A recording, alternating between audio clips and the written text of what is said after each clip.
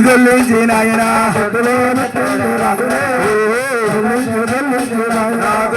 దొల్లించి నాయన శ్రీనాథండి నాయన అన్నేగాను నాయన గాను నాయన అరిసేతులు పోసేటి నాయన నగరగాను నాయన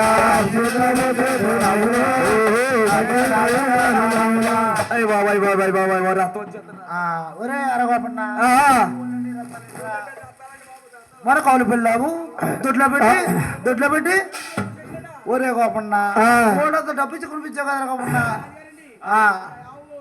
ఒరే గోపన్న రాజుగారండి మీ గోపంతో దొంగడి మీ గోరుబల్లో పాలు 15 లీటర్లు ఆవు పాలు పోయారండి ఒరే బావరి గారికి 15 లీటర్లు ఆవు పాలు పోయారు లోపల పోసామంట 15 లీటర్ల లోపల పోతుందా ఒరే ఒరే గోపన్న ఒరే మన కౌలు పిల్ల పాలు వెళ్ళదన్నావు 15 లీటర్ల లోపల పోసామంట గోపన్న గోపన్న మా ఇంటికాడ పాలు సంబరం చేయించుకున్నాము ఒక 20 లీటర్లు పాలు వేయరా అన్నారండి మరి ఆయనకి 40 లీటర్లు వేసి చెప్పకూడదు కదా రాజవర్షం పోయిందనా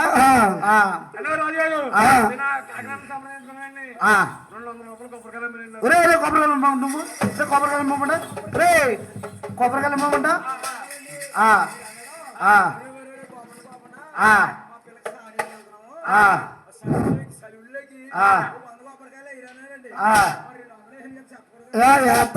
నీ సొమ్మైన పోతండి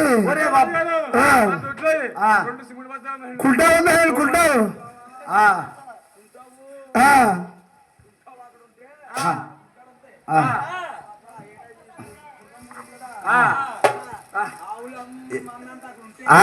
కుంటా వెలగవుతుంది తెచ్చండి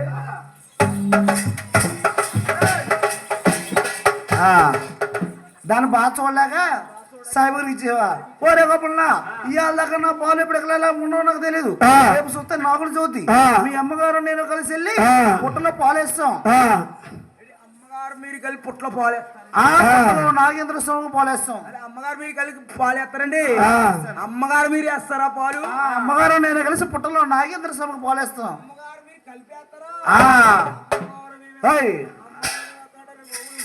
అలాగే అమ్మగారు మీరు కలిపేస్తారా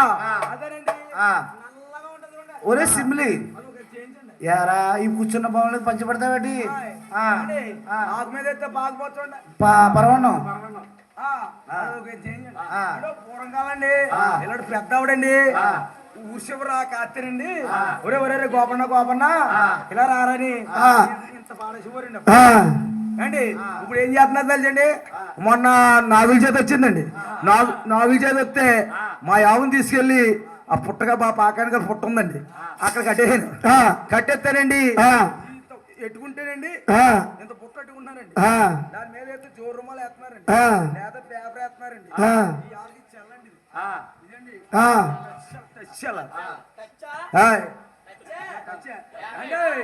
హలో వస్తున్నారా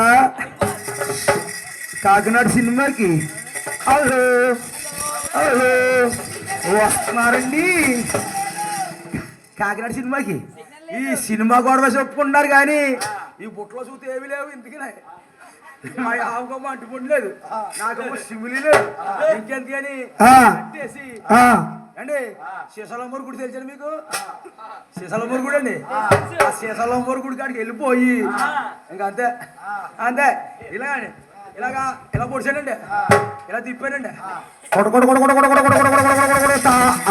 అలా తాగితే ఇలాగ పడుకుపోయింది ఈ బాగా చూడగా పాలు ఉన్నా తెలీదు ఆకులు చదువుతి అమ్మగారు పుట్ల పోలేస్తాం నువ్వు కానీ పాలు తీసుకురాకపోతే ఒరే గోపన్న నీ బాబుది ఇది కదా మీ తాతే మా ఇంకే నీదే ఖాళీ నీ పీక తీసే కోటకుమ్మకి వేలేస్తాను గోపన్న ఇలాగ ఏలపడుతుంటేమో సరే అది అలాగన్నప్పటికీ మందల తొంభేదా తోలగల తల్లాడు తొంభేదా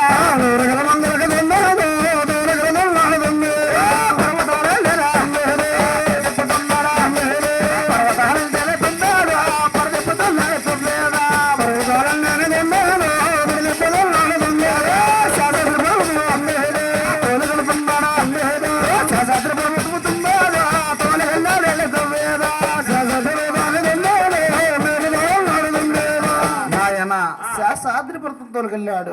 తోలుకెళ్ళినప్పటికీ పల్లె మీద పచ్చనమ్మ ధరణింపరిచి ధరణింప మీద పవలిస్తున్నాడు.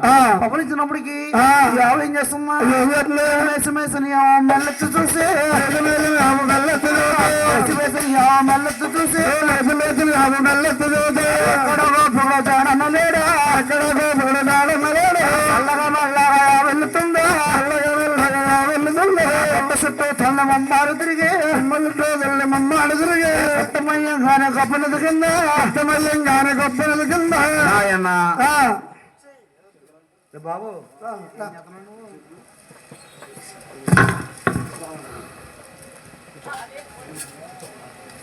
నాయన పుట్ట చుట్టూ తల్లి మమ్మాడు తిరిగి గబ్బున పుట్టలో దేవుడిగా పాలిచ్చేస్తుంది పోయిందా ఈ కొల్ల కప్పనకి రాజుగారు అన్న మనసులు దుడుకున్నాయేమో మరి తుల్లిపడి లేచాడు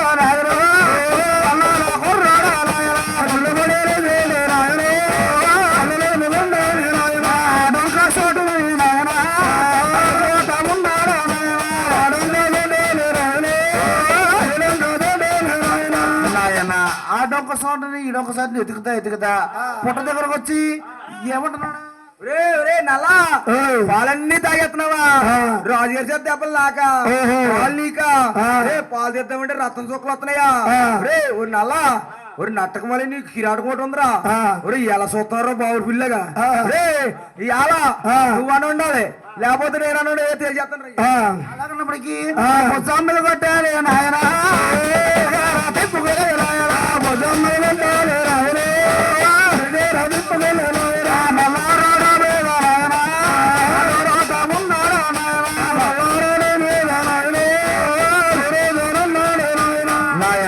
నల్లరాడ మీద నూరుతా ఉన్నాను. పుట్టలో ఉన్న దేవుళ్ళే చూశారు. అరే నాయన ఏ రోజుగా ఆ రోజు కన్న తల్లి వల్ల నాకు పాలిస్తుంది అంటే ఎవరు నాయన బాబు కానీ దెబ్బతల్లిందంటే ఆవు శాపం బ్రహ్మశాపం అంటారు. పుట్టలో ఉన్న దేవుడి పైకి లేచి ఆవు మోపురాన్ని చేరేసినప్పటికి గొల్లగా గిరగరా వడ్డాలే తిప్పుతున్నాడమ్మా తిప్పుతున్నాడమ్మా తిప్పుతున్నాడమ్మా ఆవుడు కొట్టబోయే దేవుడు కొట్టాడమ్మా దేవుడు కొట్టాడమ్మా ఆవుడు కొట్టబోయే దేవుడు కొట్టాడమ్మా దేవుడు కొట్టాడమ్మా నాయన ఆవుడు కొట్టబోని ఆ దేవుడు కొట్టాడు పోయిందా? ఆ దేవుని కొట్టినప్పటికీ గొల్ల కప్పునగా 2 కళ్ళు పేలిపోయి నాయన ఆవంతా రక్తమండలో అయిపోయి రక్తమండలో అయిపోయినప్పటికీ ఈ ఆవు ఏం చేస్తున్నా సొంత మహాబా సోలాబరి దేశాలు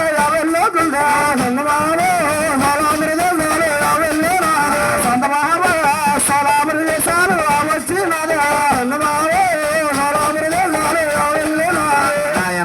సోలాపురి దేశం వచ్చింది. సోలాపురి మహారాజు గారు చూస్తారు. ఈ ఆవు చూస్తే ఈ ఆవు అంతా రక్తమండలం అయిపోయింది. అరే మన 100 గల మంది ఆవులు ఆపద వచ్చిందా? లేకపోతే మన 100 గల మంది ఆవు కాసే వాళ్ళ యాత్రికులకు ఒక ఆపద వచ్చిందా అని 12 మంది భోగ వాళ్ళు తీసుకుని పల్లెకలో కొలువు తీరి ఏం చేస్తున్నా మరి ముందుగా నాయన అవచ్చు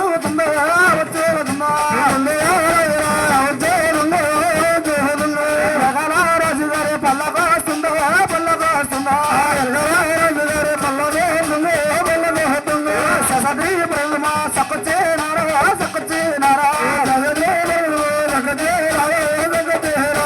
నాయన సాద్రిపతం వచ్చారు.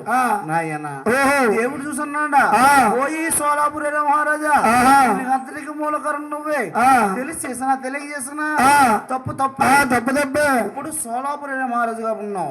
నువ్వు ఈ అడుగులో 7 త్రాళ్ళు ముఖాడం వైద్యం నుంచి కాక నాయన నాకు శాపంటే పెట్టా నా శాపానికి మిర్తలేదమ్మా ఈ శాపానికి విముక్తలేదంటే నేను ఇప్పుడు విష్ణుమూర్తిగా ఉన్నాను. ఈ అవతారం చాలించి ఒకలాదేవి సంచన శ్రీనివాసుడిగా జన్మాలవుతా అంటే నువ్వు ఆకాశరాజుగా పడతావు. నీ కూతురు పద్మాదేవి నా కాళ్ళు కడిగి కన్యాదానం చేస్తావు. నీకు ఇచ్చిన శాపం విముక్తి అవుతుందన్నారు. అలాగన్నప్పటికీ సోలాపురి మహారాజు పక్క తప్పుకున్నారు. అంటే పక్కన ఉన్న గొల్ల యాత్రకు గొల్ల కప్పున్నాడు. మహానుభావా అన్ని వేరగను ముందు వేరగను రాజుగారన్న మాటలో శాపం వచ్చి చెంప మీద కొట్టాను కాబట్టి నాకు ఏ శాపం పెడతా పెట్టి మహానుభావ. ఓయ్ గోపన్న తెలిసి చేస్తున్నా తెలియ చేస్తున్నా తప్పు తప్పే. ఓరే గోపన్న నువ్వు ఈ అడుగులో 7 తాళ్ళు నువ్వుగానే జన్మించు కాక మహానుభావ నా శాపం వెంటే పెట్టా గాని నా శాపానికి మెత్తు లేదా మహానుభావ. ఓహో నీ శాపానికి విముక్తి అంటే నేను ఇప్పుడు విష్ణుమూర్తిగా ఉన్నాను. ఈ విష్ణుమూర్తి అవతారం సాధించి శ్రీనివాసులుగా జన్మించి శ్రీనివాసులుగా పద్మావతిని కళ్యాణం ఆడతాను. కళ్యాణం ఆడి అవతారం సాధించి తల్లి పేరుల దేవి గర్భాన్ని 7వ వాడిగా 7 కొండల వాడిగా జన్మిస్తాను. 7వ పర్వతమైన నాయన దర్శనం నీకు ఇస్తాను ఆయన. అలాగన్నప్పటికీ ఎవడు ఏం చేస్తున్నాడా మీరు తొలత పాలత ఎల్లుతున్నాడమ్మా ఎల్లుతున్నాడమ్మా ఎల్లగా ఎల్లగా ఎక్కడికి వెళ్ళాడమ్మా ఎక్కడికి వెళ్ళాడమ్మా ఒకనమ్మా ఉండేది కొట్టిన వద్దకమ్మ చక్కలేదా నాయన ఒకరాదే ఉండే కుట్టేరు వద్ద కోనేరు ఉంది.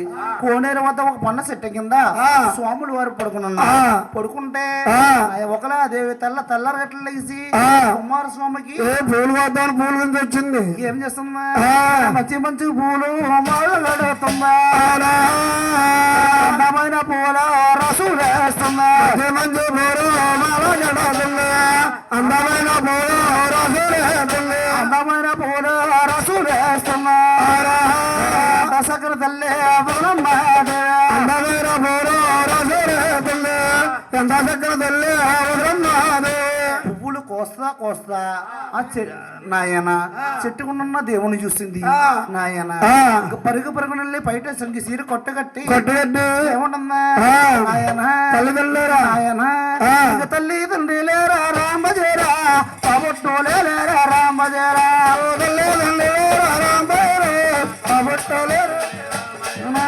ఆకాశంలో లేరా అన్న తమ్ముళ్ళారా నువ్వు సంపాద ఒకరుగా రామయ్యరా రత్తమొచ్చతో రామజరా ఒకరుగా రామయ్యరా అలాగన్నప్పటికీ అమ్మ నాకు తల్లి తండ్రులు లేరమ్మా ఆకాశంలో లేరమ్మా. నీ పేరేటనైనా నా పేరేట నాకు తెలియదమ్మా. నీ ఊరేటనైనా నా ఊరేట నాకు తెలియదమ్మా. అలాగన్నప్పటికీ ఓయే కుమారా నీ పేరేట నీకు తెలియదన్నావు నీ ఊరేట నీకు తెలియదన్నావు నాయన నేను పేరు పెడతాను పలుకుతావా అన్నారు. అలాగంటే ఒకలాదేవి ఇంటి వద్ద శ్రీ నక్షత్రం లేదు. ఒకలాదేవి ఇంటి వద్ద శ్రీ నక్షత్రం లేదు. విష్ణుమూర్తి చేతిలో శ్రీ నక్షత్రం ఉంది. నాయన శ్రీనివాసరావు నామకరణం చేస్తుంది. ఇప్పుడు దాకా విష్ణుమూర్తి ఒకలాదేవి పెట్టిన వేరే శ్రీనివాసులు. శ్రీనివాసులు 12,000 బాలకుమారులు చేసుకుని జోలపాట్లు పడుతుంది పోయిందా. పచ్చన్న పచ్చన్న ముయ్యారు పడగారు ముయ్యారు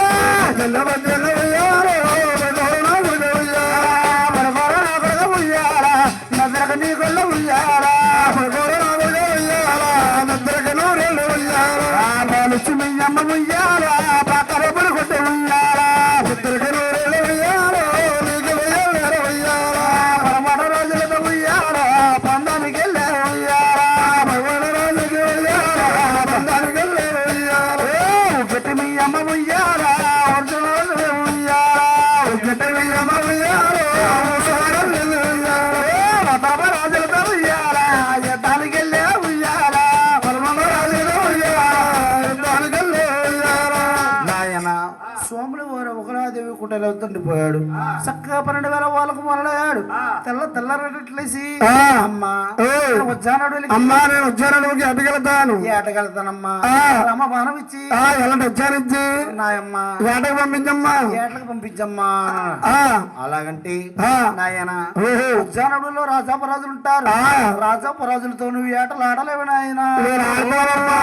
అలాగంటే కాకనే కాదని కానబట్టి పెట్టారు. రామ బాణం ఇచ్చి ఎలా టచ్చి ఉజ్జానుడికి వెళ్తున్నాండి.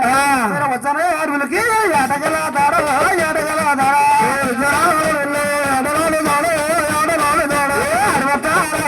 ఎల్లరమ్ముతుందో ఎల్లరమ్ముతుందో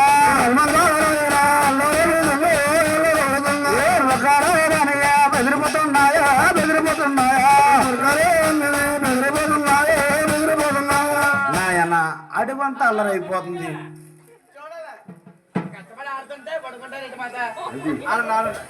నాయన అడుగంతా అల్లరైపోతుంది. నాయన మృగాలంటే బెదిరిపోతున్నాయి. అదే సమయం ముందున ధరణీదేవికి ఆకాశరాజుకి పిల్లలేక చూస్తున్నారమ్మా. ఒక్కన్నరోళ్ళకి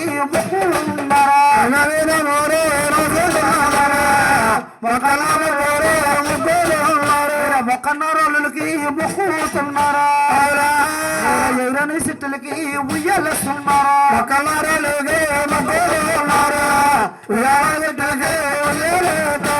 ఎయిరాని సిట్టులకి ఉయ్యాలేస్తున్నారా. ఉయ్యాలేస్తున్నారు ఊపుతున్నారా.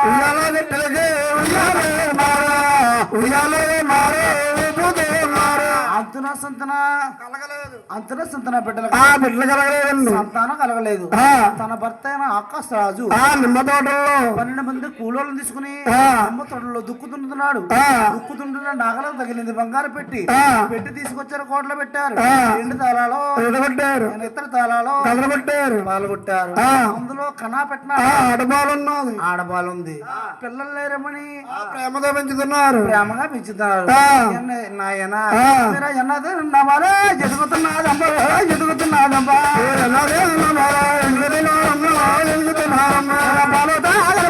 పాకుతున్నాదమ్మా పాకుతున్నాడమ్మా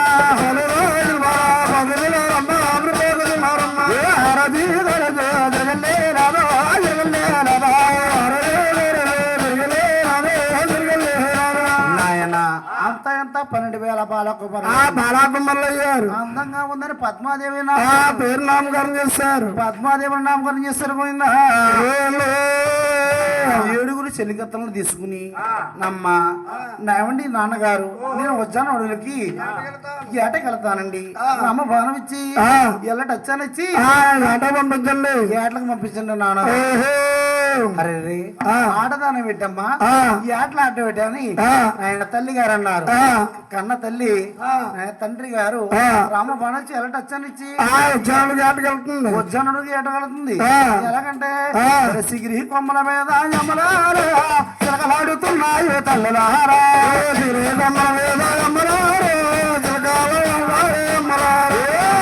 కొమ్మల మీద యమ్మలారా హంసలాడుతున్నాయి తల్లులారా.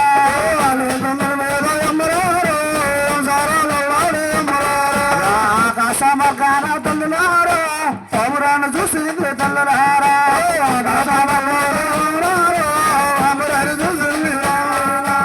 ఆకాశ మార్గంగా వెళ్ళే పౌరానికి మనం ఎక్కుపెట్టింది. ఎక్కుపెట్టినప్పటికీ శ్రీనివాసుడు చూశాడు. అరే చిన్నదేవరం మనకన్నా ముందు ఏటలాడుతుంది.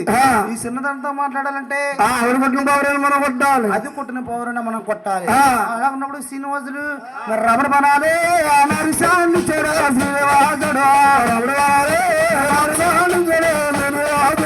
రమణ బనాలే మన వెళ్ళిపోయే పౌరానికి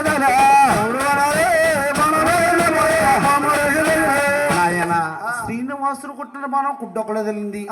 పద్మాదేవి కొట్టిన బాణం ఎడం డొక్కలో తగిలి వాళ్ళిద్దరు నేల కూడింది పోయిందా. నాయన పద్మాదేవి వెనకానికి వచ్చి శ్రీనివాసుడు ఒళ్ళో పడిపోయింది.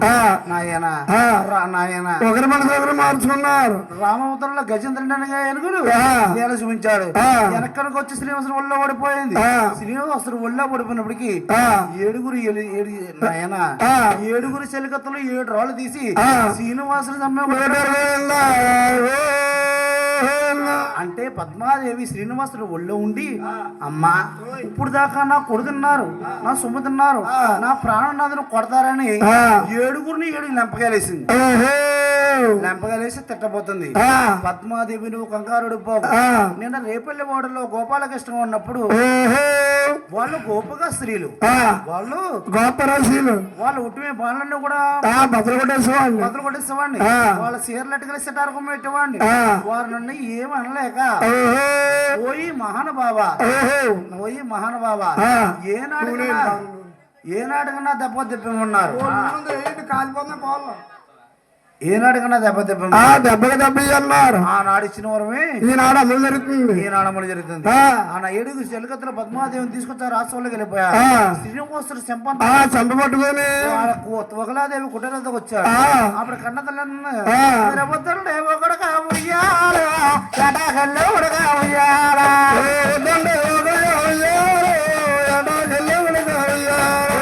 నిన్నెవరో కొట్టేరా నిన్నెవరో కొట్టేరా సంపాద ఒకడుగా ఉయ్యాలో తాముతో తొలిగా ఉయ్యాలా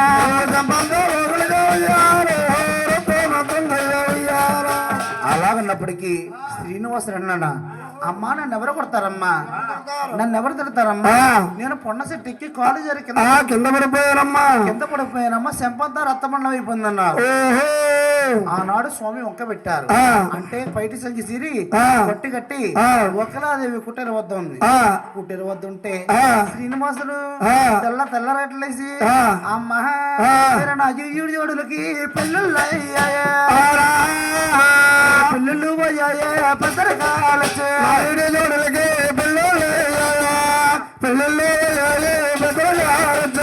ఎంత వయసు వచ్చింది ఎవరు లేదా, ఎంత వయసు వచ్చింది ఎవరం లేదు. పెళ్లికి నాయన పెళ్లికి ఎదుగున్నాను. పెళ్లి కుమారుడు ఎదుగున్నాడు. అంటే అరే ఎంత తప్పుడు పని చేశానే. ఓయి కుమారా నువ్వు ఎవరైనా అమ్మాని చూసుకున్నా? ప్రేమించానమ్మా. ఎవరు నాయన? ఆకాశరాజు కూతురు పద్మాదేవిని. ఆకాశరాజు కూతురు పద్మాదేవిని ప్రేమించావా? అవును నాయన నాయన కయ్యానికన్నా యుద్ధానికన్నా సరిచూడు ఉండాలి. ఆకాశరాజు అంటే డబ్బు మేడల్లో మేడం ఇద్దరు తొలదూగుతూ ఉంటాడు. తొలదూగుతుంటాడు. మనం చూస్తే ఏడాకులు గుడుస్తున్నాడు. ఏడాకులు గుడిసెలో ఉన్నావు నాయన. అమ్మాయిని అడిగితే మనకి ఎవరు నాయన? కాకినే కథను కనబెట్టి ఒకరు అదేవి కుటరవుతుండిపోయారు. ఈ సంగతి ఎవరు మించారా? బ్రహ్మదేవుడి వరకు నాయన బ్రహ్మదేవుడి కొరకు సంచారా తిరుగుతున్నారా? బ్రహ్మదేవుడి కొరకు నారాజాముల వారు తిరుగుతా ఎక్కడ వచ్చారమ్మా? ఒకలమ్మ ఉండేటి కుటియారా తిరుగుతా ఎక్కడ వచ్చాడు? ఒకలాదేవి కుటీర వద్దకు వచ్చి ఓయి చిన్నానా శ్రీనివాస డబ్బు లేదు ధనము లేదని నిద్రపోతున్నావా? సిగ్గుతో కూలబడిపోతున్నావా? లేకు లేకని లెక్కొట్టాడు. ఓయి కుమారా నాయన ఇప్పుడు నాయన పద్మాదేవిని కళ్యాణం చేసుకోవాలంటే నాకు కొంత ధనం ఒప్పుగా కావాలి నాయన. ఓయి చిన్నానా శ్రీనివాస అదిగో సత్యనారాయణపురం కుబేరుడు సావుకారు. సత్యనారాయణపురం కుబేరుడనే సావుకారు ఉన్నాడు. నువ్వు వెళ్ళి అడగాలి కానీ ఎంత ధనం కావాలి అంత ధనం ఇస్తావు. ఎంత ధనం కావాలి అంత ధనం ఇస్తానన్నా. అంటే కుబేరుడైన సావుకారు దగ్గరికి శ్రీనివాసుడు బ్రహ్మదేవుడి కొరకు నారదముని వారు కలిసి వెళ్ళారు. కలిసి వెళ్ళినప్పటికీ నాయన కుబేరుడైన సావుకారు ధాన్యం కుట్టుల్లో చిలకలు ఏరేసిన ఒడ్డు కింద ఏరుకుంటా ఉన్నాడు. ఏరుకుంటే శ్రీనివాసుడు పక్కన నుంచి నవ్వాడు. ఓయి కుమారా ఈయన ఎంత ధనము కావాలంటే అంత ధనం ఇస్తానన్నాడు. చిలకలు ఏరిన గింజలు ఏరుకుంటున్నాడు. ఏరుకుంటున్నాడు. ఇతను అప్పేస్తాడా మనకి? అలా పక్కన నుంచి నవ్వాడు. నవ్వునప్పటికీ ఓయి చిన్నానా నీ నోరుతో ఒకసారి అడగమన్నాడు. ఓయి చిన్నానా శ్రీనివాస నువ్వు నోరు తెలిసి అడుగు, నీకు ఇస్తాడో ఇవ్వడో నీకు తెలుస్తుంది. అలాగన్నప్పటికీ ఓయి కుమారా ఓయి కుబేరా నేను ఈ అవతారంలో నేను కళ్యాణం చేసుకుంటాను. నాకు కొంత ధనం ఒప్పుగా కావాలని ఆయన. అలాగంటే ఓయి శ్రీనివాస నీకు ఎంత ధనము కావాలి అంత ధనం ఇస్తాను. అంత ధనం ఇస్తాను. నా బాకీ ఎలా చెల్లిస్తావయ్యా? ఏమండి అంతేనా? అంతే. అప్పు ఇచ్చేవారు బాకీ ఎలా చెల్లిస్తారని అడుగుతారు. అనే కుబేరుడు నా సావుకారు నాయన శ్రీనివాసుని అడిగానంట. అలా అడిగితే శ్రీనివాసుడు అన్నాడు, నాయన కుబేరా నేను శ్రీనివాసుడు అవతారం ఉన్నాను. పద్మాదేవిని కళ్యాణం చేసుకుని నీ అవతారం మారిపోతాను. తల్లికి వీరలదేవి గర్భాన్ని జన్మిస్తాను. 7వ వాడిగా జన్మాలు అవుతాను. 7వ వరకు వెళ్ళి గుళ్ళు గోపురాలు కట్టుకున్నా పక్కలో నాయన అడుగడుగు దండాలో పెట్టించుకుంటాను. కళ్ళ పిల్లల్ని పాయాడు చేస్తారా? అడుగడుగు దండాలో పెట్టించుకుంటారా? పక్కల్లో పిల్ల